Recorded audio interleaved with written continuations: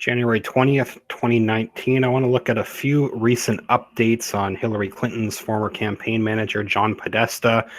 First, this tweet from a few days ago. This is from the 10th, just over a week ago. John Podesta was responding to another Democrat backer, billionaire Democrat advocate, Tom Steyer, who was actually talking about running against President Trump in 2020. More recently, he said, well, just in the last few days, I guess he's backed off those plans, saying that he's going to focus all of his energy on, quote, he says, the impeachment question. This has reached an inflection point. Steyer is saying that's why I just announced that I will be dedicating 100% of my time and effort in 2019 towards Mr. Trump's impeachment and removal from office. That's what Tom Steyer said. So he's, again, this billionaire Democrat, he's a major backer of the Democrat Party, various different candidates. John Podesta, Hillary Clinton's former campaign manager, replying, saying, thanks for your leadership, Tom. So he's also backing this plot, whatever scheme Steyer's planning to use his billions to work, he's saying, towards Trump's impeachment and removal from office. People thinking it's unlikely.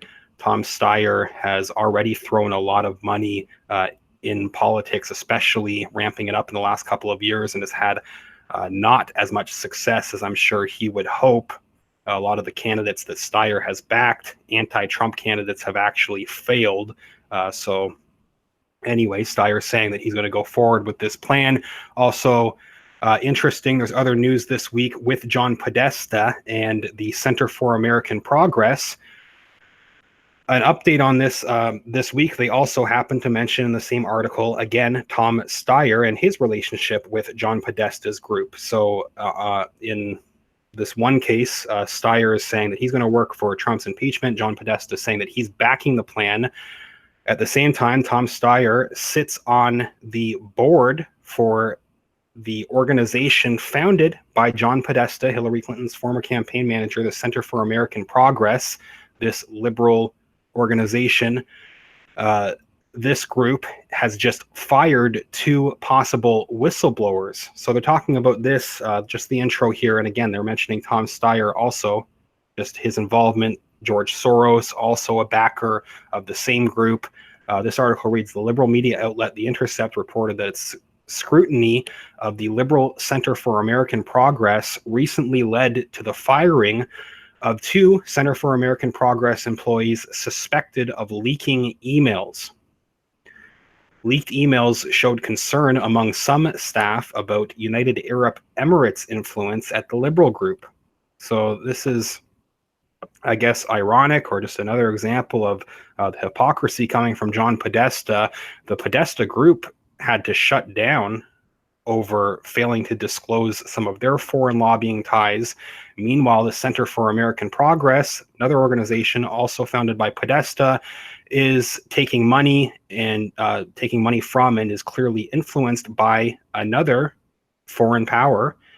And they have just fired whistleblowers who gave info to the media about this. So they're calling for Trump's impeachment, about this so-called collusion, this narrative with Russia they've been pushing for the last over 2 years. The mainstream media backing Podesta's claims about that and all these other Democrats.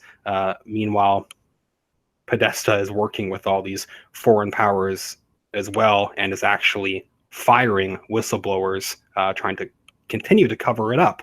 So they are denying that that is why these 2 individuals were removed from the company, but they're giving more info here. They're saying the Center for American Progress, one of the most well-known liberal groups in Washington, D.C., supported by a host of prominent left-wing names, including George Soros and Tom Steyer. Soros gave more than $12 million to the Center for American Progress between 2005 and 2014. Just in that period, $12 million from Soros. The site for the Center for American Progress, Podesta's organization, indicated that Soros's Open Society foundations gave another $1 million or more in 2015, 2016, and 2017, so more recently. Impeach Trump advocate Tom Steyer's foundation has also donated $1 million or more each year from 2014 through 2017. So in each of those years, $1 million or more just for each year there. He's also on its board of directors. Steyer also sits on the board of directors for the Center for American Progress. So wondering if that is a project that they are going to be working on, if John Podesta and Tom Steyer are going to be talking about this secret plan to attempt to impeach Trump and remove him from office. Will they be using the Center for American Progress as a means to try to do that? Steyer is giving money to the group. He continues to give money to them. And at the same time, they also note that they have gotten donations from the embassy of the United Arab Emirates. They've also been listed as a donor of between $500,000 and $1 million just for 2017. It's a foreign country. In late 2018 or early 2019, The Intercept inquired about an internal debate at CAP over its statement about the murder of columnist Khashoggi.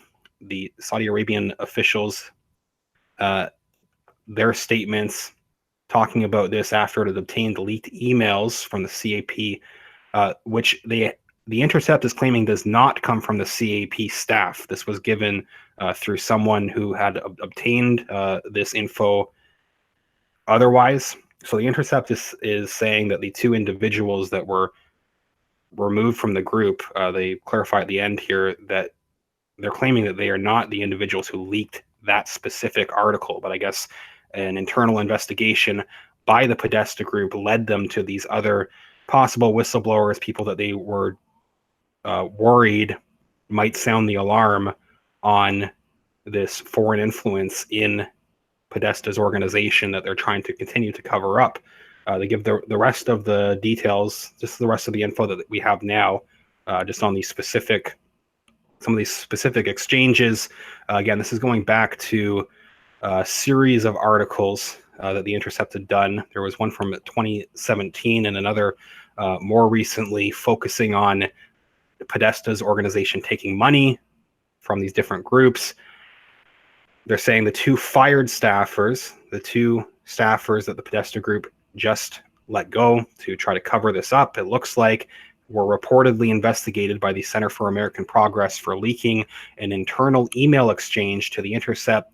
The email exchange related how the Center for American Progress would publicly respond to what happened with Khashoggi, this killing, with United Arab Emirates as a close ally of Saudi Arabia.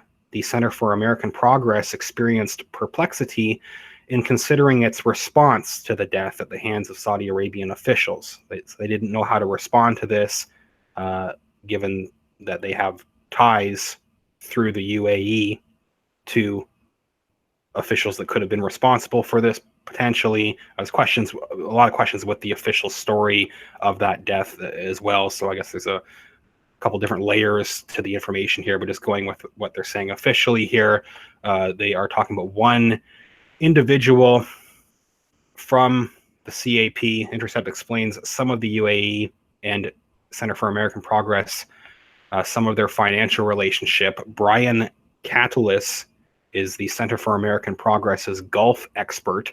He's also close with the United Arab Emirates ambassador in Washington, Youssef Al-Otaiba, who is the go-between for money from the Emirates flowing into Washington. Otaiba has also played a key role in elevating the current crown prince of Saudi Arabia to his position, using his considerable influence with the American foreign policy establishment, including groups like Podesta's, to make the case for him taking over. Catullus is also the Center for American Progress's link to Otaiba, as The Intercept has previously reported.